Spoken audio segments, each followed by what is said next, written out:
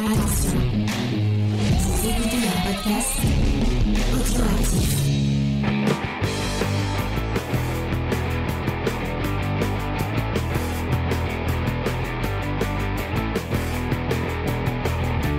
Salut à tous et bienvenue dans Comics Discovery, la review, le moment où on parle juste de notre avis sur le titre de la semaine pour les gens qui ne voudraient pas écouter les news et les recommandations culturelles. Pour cette émission, je suis avec Léna. Salut Léna, est-ce que ça va Léna? Salut James, et ben ça va très bien. Et nous sommes avec un invité, nous sommes en tout petit comité ce soir. Nous sommes avec un invité exceptionnel, c'est Julien de la chaîne Old Geek Man Faut. Bonsoir James, bonsoir Léna, merci pour l'invitation. Effectivement, on va parler Avec plaisir. de Captain America qu'on doit voir à l'envers, mais pas. Et oui, Captain America, le soldat de l'hiver, et c'est Léna qui a préparé les auteurs. Alors, est-ce que tu veux nous donner, est-ce qu'il nous donne sa petite anecdote avant sur le titre? La petite anecdote. Pourquoi Captain Alors, America parce que effectivement, James m'envoie un message en me disant ouais, est-ce que ça t'intéresserait de participer à l'émission où on fait l'été des must-have, etc. Je suis trop content là. Côté fanboy, c'est encore mieux que quand j'ai eu un like de Golden Greg. J'étais tout fou. Du coup, j'étais très enthousiaste, etc. Et puis il me dit tiens, je te fournis une liste. Donc il me fournit une liste qui est donc T'es un des premiers à qui j'ai demandé en plus. Une liste avec l'ensemble, une cinquantaine de titres, le must-have, etc. Et puis je commence à regarder et puis je vois qu'il y a effectivement des noms dans une colonne. Les noms d'Angel et de Lena. Donc je pose la question, il me dit ouais non t'inquiète pas, c'est parce qu'on a changé le principe, etc. T'inquiète pas, tu choisis ce que tu veux. Alors du coup, je commence à réfléchir un peu. Je me dis, bon, alors, qu'est-ce qui serait pas mal? Planète Hulk, c'est pas mal, mais ça fait 12 épisodes quand même. C'est un peu long à lire en 4 jours, et puis Hulk, Ragnarok, etc. Après, je regarde un petit peu ce qu'il y a à côté. Je regarde les noms quand je me dis, tiens, elles ont choisi ça, c'est intéressant. House of M. Je dis, ouais, House of M, ça fait longtemps que je l'ai pas lu. Bendis, j'adore, etc. En tout cas, cette période. Mais je me dis, ouais, mais après, il va y avoir un point Bendis. Ça va durer des heures pour dire que Bendis, ça va plus. On va parler de Superman, de chez DC, etc. Donc, bon, allez, je mets de côté. Après, je dis, bon, allez, est-ce que je prendrais pas un truc que je n'ai pas lu? Histoire de mettre un petit peu au défi et de lire finalement quelque chose que je n'ai pas lu. Je dis tiens, pourquoi pas Doctor Strange, le serment. Donc je regarde et je dis ok, bon, je l'ai pas. Donc je dis bah tiens, je regarde les premières planches, je regarde un peu, puis je dis ouais non quand même, je trouve pas ça très gai. Moi j'aurais envie d'un truc qui pulse un petit peu, etc. Bon, je regarde les titres. Après je vois le Silver Surfer Requiem, je dis c'est très bien ça aussi, Straz, Rivik, mais c'est pas, je le sens pas, je trouve que ça va être trop triste, ça fait partie de la vie, mais j'ai pas envie de parler de ça, j'ai envie d'être un peu plus fun, etc. Et puis je me dis tiens, Captain America, il y avait 2 titres Captain America dans la liste, donc ce titre, le soldat d'hiver, et la mort de Captain America, je crois. La mort de Captain America, ouais. Civil War, etc. Mark Millar, non, Mark Millar, James il aime pas trop, on va pas parler là-dessus, etc. J'ai fait vachement le tour, j'ai vachement réfléchi, et je me dis tiens, mais pourquoi pas Brubaker?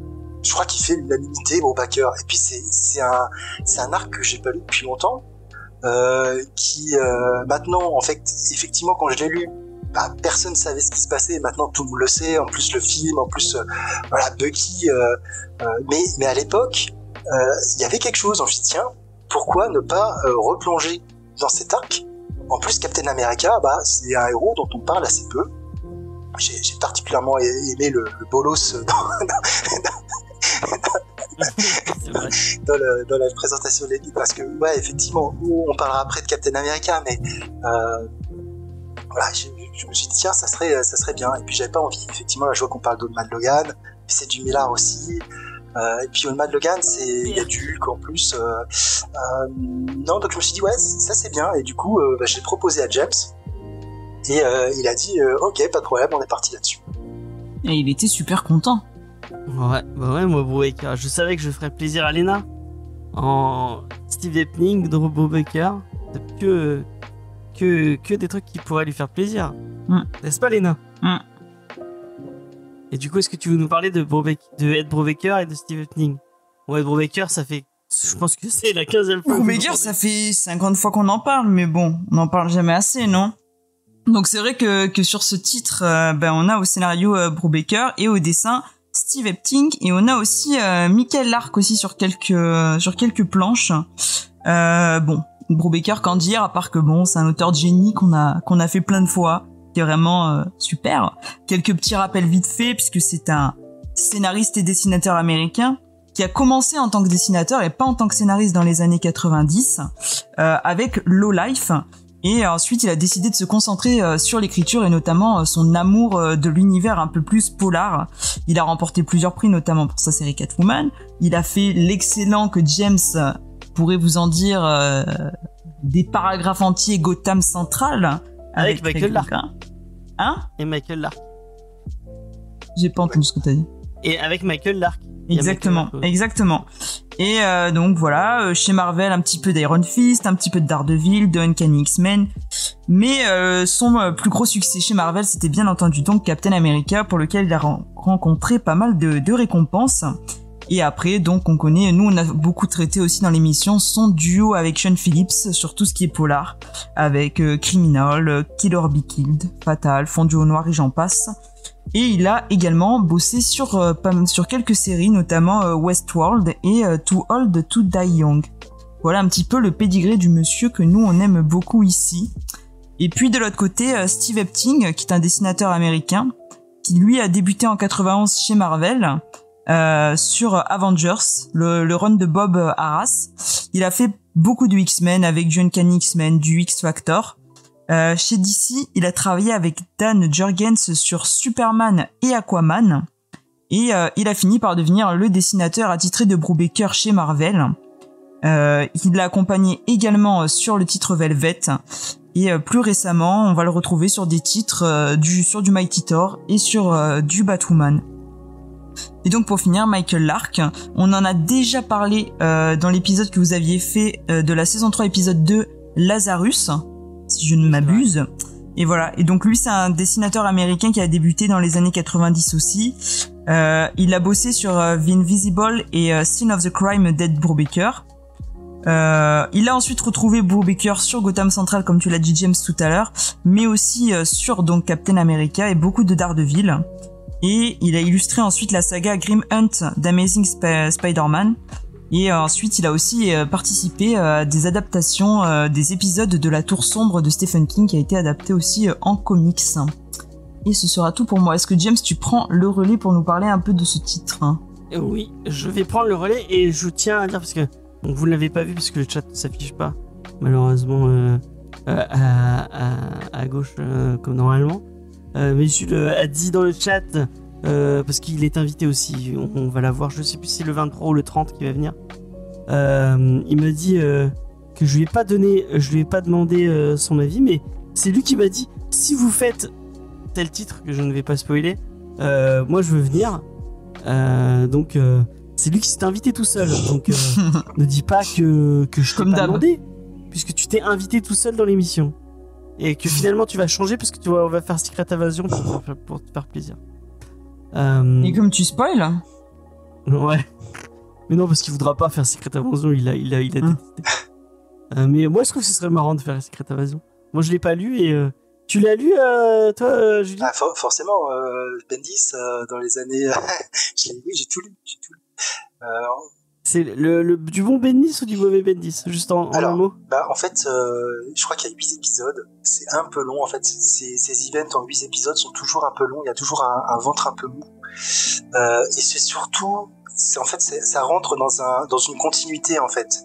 Si tu lis pas ce qui s'est passé avant, dont notamment l'arc Trust, qui est excellent, tu prends moins de plaisir à lire Secret Invasion comme ça, brut. Il y a tout un contexte en fait. C'est malheureusement quoi. On en parle aujourd'hui, mais c'est comme King in Black, Absolute Carnage ou War of the Realms. C'est des events qui auraient pu totalement s'intégrer dans la chronologie de la série. Et Secret Invasion, c'est ça en fait. Ça aurait dû être un arc des New Avengers et ça aurait été très bien, voire mieux, parce que ça aurait été sûrement plus condensé. Après, ça reste un bon moment de lecture. Hein. C'est avec du Lenny Francissiu, pour ceux qui apprécient le dessinateur. Bon, il y a beaucoup de choses qui sont remises en cause. Il y a beaucoup de retcon dans cet event et les tie-ins sont assez importants.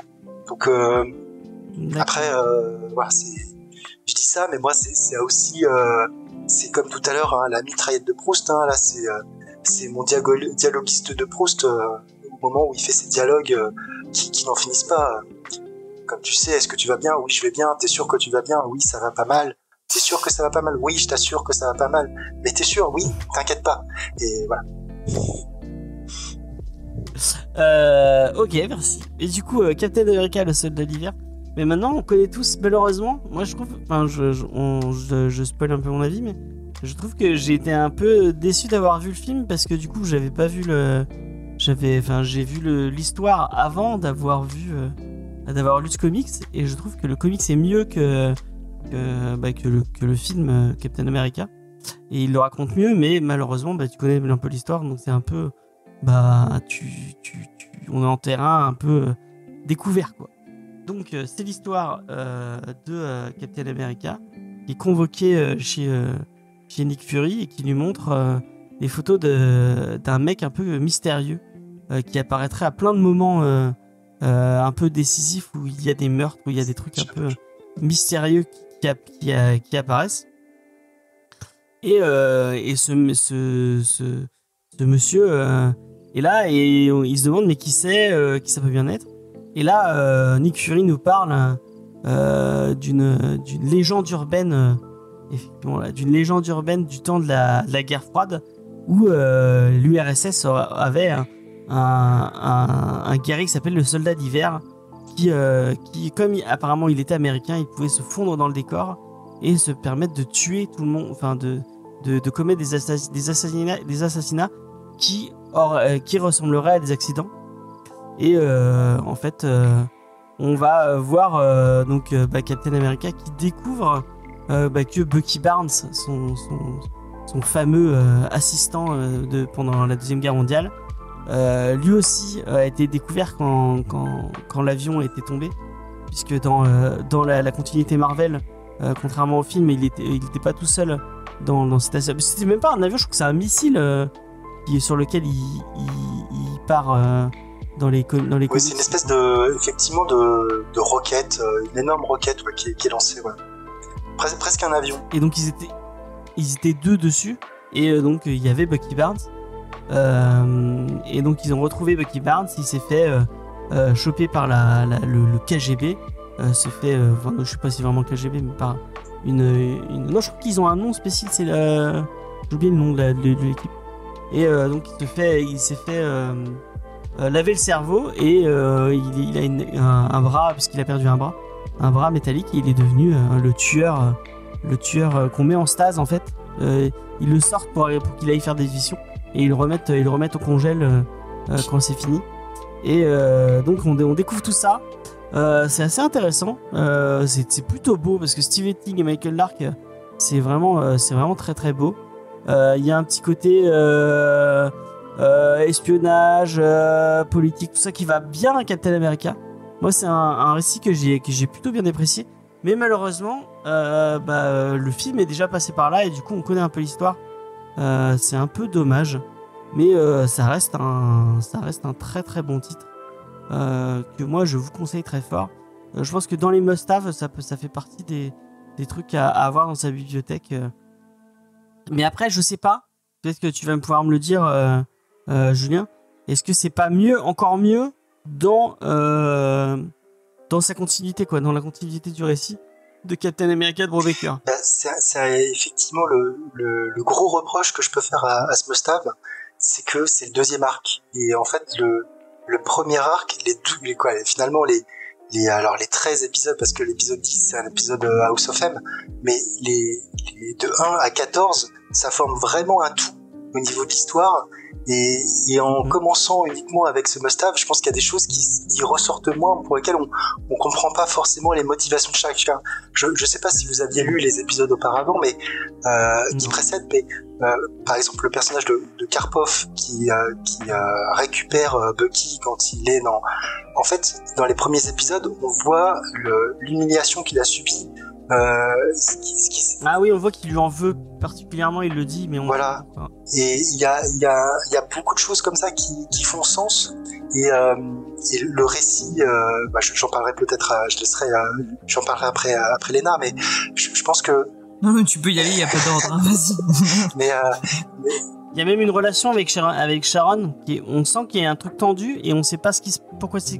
Enfin, tu sens qu'il y a un passif, et quand tu lis comme ça le must-have, tu captes pas pourquoi c'est un peu bizarre, et en même temps il y a j'ai eu du mal à mettre des mots entre Sharon et Steve. De toute manière, on sait qu'il y a un passif, parce que il y a une grande histoire d'amour qui s'est déroulée entre les deux, mais qui s'est terminée, et à un moment donné ça s'est terminé, ils ont fait chacun leur chemin, ils sont revenus, puis ils sont reséparés, et du coup effectivement c'est une relation compliqué, surtout que Steve à un moment donné ne voulait pas que Sharon intègre le SHIELD pour se mettre en danger, etc. Donc c'est aussi l'époque où il y avait un discours un peu plus machiste, etc. Même si après Steve évolue au fur et à mesure, et on sent que comme toutes personnes qui ont eu une histoire entre eux, qui sont des ex, il y a des tensions. Ils se connaissent, mais à la fois ils se titillent, ils ont pas envie de se faire du bien, en fait. Et je trouve que cette relation est vraiment très intéressante, parce qu'effectivement on les sent toujours à couteau tiré entre ce qui se dit, entre ce qui se passe, et puis ce capitaine qui est complètement déboussolé, en fait, et oui. Il sait plus, il le dit d'ailleurs à un moment donné, il sait plus quoi croire, en fait, puisque encore une fois on lui a menti. Il y a quelque chose qui n'est pas vrai, qui remet en cause son passé dont il peut se détacher. Moi je trouve que Captain America c'est un personnage tragique, parce que il s'est engagé pour son pays, il a tout perdu. Moi, j'imagine pas. On rigole avec le film Hibernatus, parce que c'est un peu Hibernatus, c'est un peu le Captain America français. Mais une personne qui revient comme ça des années après, et tout le monde a disparu autour de lui, le monde a changé. C'est un personnage tragique, en fait, Captain America, et du coup là, remettre en cause son passé à nouveau, et puis surtout, alors, je me souviens plus, parce que moi, comme j'ai lu tous les 14 épisodes, j'ai relu plusieurs fois l'arc, mais j'ai lu tous les 14 épisodes, il y a des moments où je crois que c'est plutôt dans le premier arc, où en fait son passé, il le rêve, il voit ce qui se passe, mais ça ne correspond pas à ce qu'il avait comme souvenir, et du coup ça le déstabilise encore plus, et tout ça, malheureusement on le comprend. C'est pour ça que le fait d'avoir séparé ces deux arcs est une erreur, parce que ce qui se passe au cours de ces 14 épisodes est expliqué par la dernière page, en fait. Que je ne vais pas spoiler, mais le personnage qu'on voit dans la dernière page, on comprend pourquoi Steve ne va pas bien, pourquoi Steve a eu ce genre de choses. Et quand on n'a pas lu le premier épisode, c'est difficile à comprendre. Du coup, mais Mais du coup, moi, j'ai lu que ce bout-là, et ben, ça m'a donné envie de me jeter dans le Captain America de Brubaker. Puis, dont j'ai le premier Icon, je cherche le deuxième à pas trop cher. Voilà. Ouais, ça va être dur là. Mais, ouais. Et d'ailleurs, je sais pas si c'est pour vous, parce qu'on parle effectivement du dessin qui est effectivement somptueux. Hein. Je suis moins fan des parties dessinées par l'arc. Sur la partie flashback, je trouve que c'est pas trop mal, mais il a fait un épisode complet et je trouve que c'était moins bien que Steve Epting. mais les couleurs donnent aussi une ambiance un peu surannée, un petit peu. Ouais. Et effectivement, tu disais tout à l'heure, tu parlais de films d'espionnage et de films et de polar. C'est exactement ça. On est dans une ambiance qui est bien loin du super-héros Captain America bariolé, tel qu'on peut le penser en fait. Ouais, totalement d'accord. Et du coup, toi, Léna, quand Brubaker écrit du bolos, comment Bon bah déjà tu connais mon amour pour Captain America, ou plutôt mon désamour. De toute façon après c'est aussi l'occasion, parce que j'en avais jamais lu. Tout ce que j'en ai vu, c'est l'interprétation du MCU quoi. Ouais. Donc c'était aussi l'occasion, et effectivement j'étais assez curieuse d'y aller quand même, parce que j'adore le travail de Brubaker. Et je me suis dit ça vaut le coup quand même d'aller au-delà de ses a priori pour voir ce qu'il en fait. Et c'est vrai que comme tu le dis James, je pense que le fait d'avoir vu le film avant gâche un petit peu de ce qui pourrait être encore plus intense et encore plus surprenant dans cette histoire. Mais après le fait de mettre vraiment Captain America au centre du récit et de se concentrer un petit peu sur ses pensées, sur ses émotions, sur ses doutes, tout ce qu'il peut remettre en question de son passé, de son histoire avec Bucky, de ce qu'il doit faire maintenant. Est-ce qu'il doit tuer son meilleur ami ou par principe, ou est-ce qu'il doit le laisser essayer de le sauver? Il y a pas mal de questionnements qui sont assez intéressants pour le personnage, et j'ai trouvé que tout ça c'était plutôt bien raconté. Donc après ça colle au film, mais le comic c'était là quand même avant le film. Et ce qui a été fait était pour moi très très intéressant. Le dessin, vous l'avez dit, il est super beau, ça y a pas à remettre en question. La colo elle colle bien à cette ambiance un petit peu plus sombre parfois, même si c'est un récit qui est assez fun, où il y a de l'action, où ça enchaîne. Ça, je pense que ça met pas mal en valeur tous les questionnements que peut avoir donc Captain America.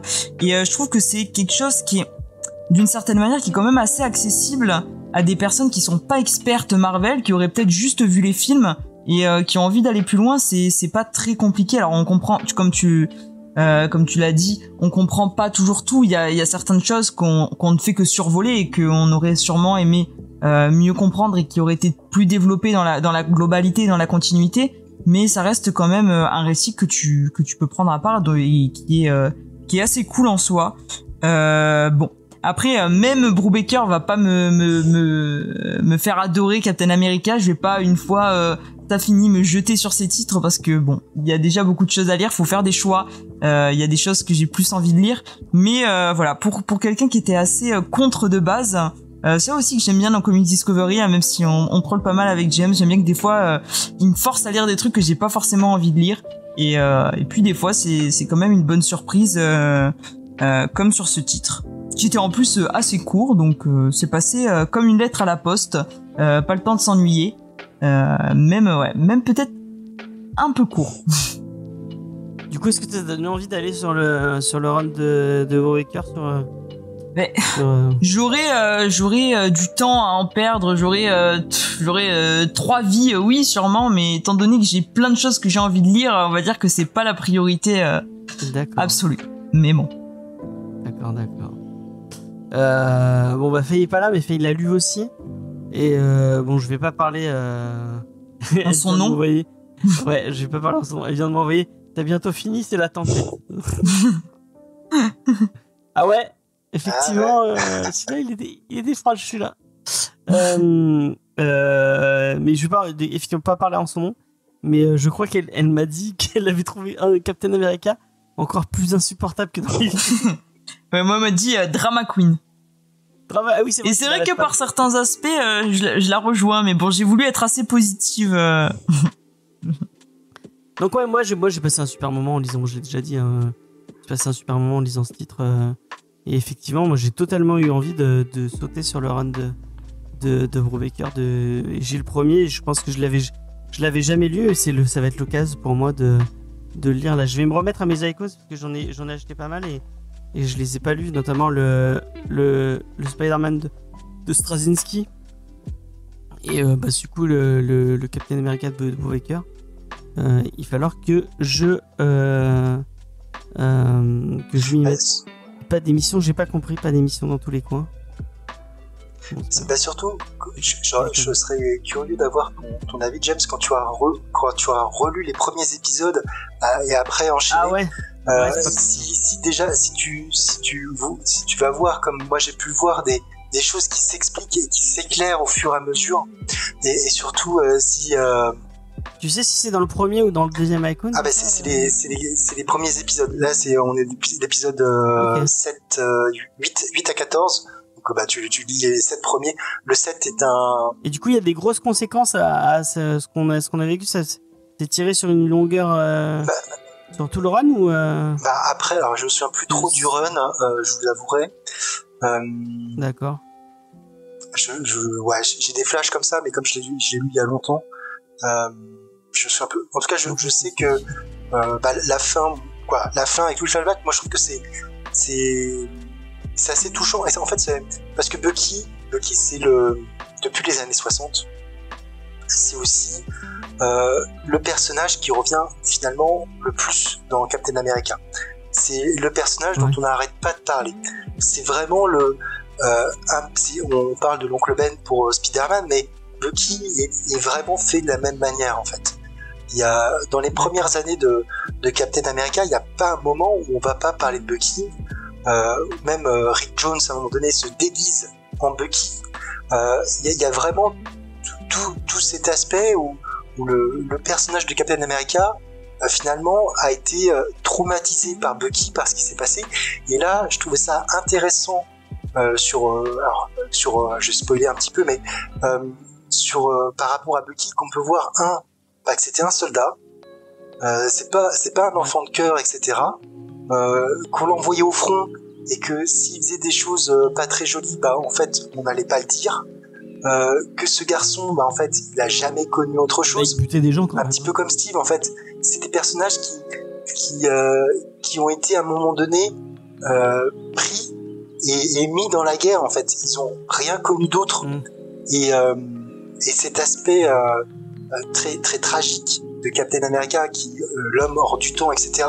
Et Bucky qui finalement en devient aussi, et de manière encore plus violente, parce que finalement il a même pas été vierge de toute action. On s'est servi de lui, on l'a transformé, on l'a manipulé, on a vraiment fait tout ce qu'il abhorrait. Je trouve que les dernières planches où on le voit avec son passé, etc., je trouve ça très très émouvant.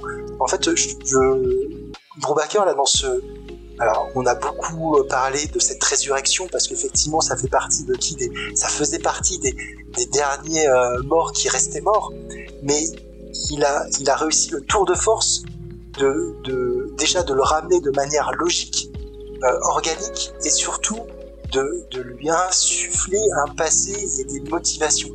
Le personnage, quand on finit l'arc, on le connaît plus que tout ce qu'on a pu lire auparavant.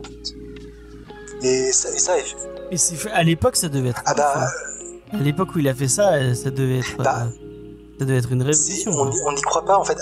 Alors là, je vais faire un petit complément au MCU. Petit complément au MCU, c'est qu'en fait, dans le film, quand on voit Bucky la première fois, il a un masque. Et on le reconnaît sans le reconnaître. Ouais. Ce qui fait que ça suscite le questionnement. Mais alors que là, on le voit directement. Alors, il a certes vieilli, mais on le voit vraiment.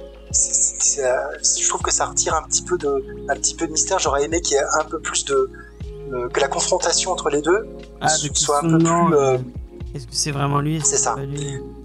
Après, le questionnement, il est pas là, quoi. Ils sont plus sur qu'est-ce qu'ils ont fait, qu'est-ce que je dois faire. Ah oui, après toute cette partie-là du MCU, on se la pose pas. C'est pas du tout. Il n'y a pas de cube cosmique, etc. On est vraiment sur du plus basique. Mais ouais, en tout cas, j'ai rarement. Alors effectivement, t'as raison.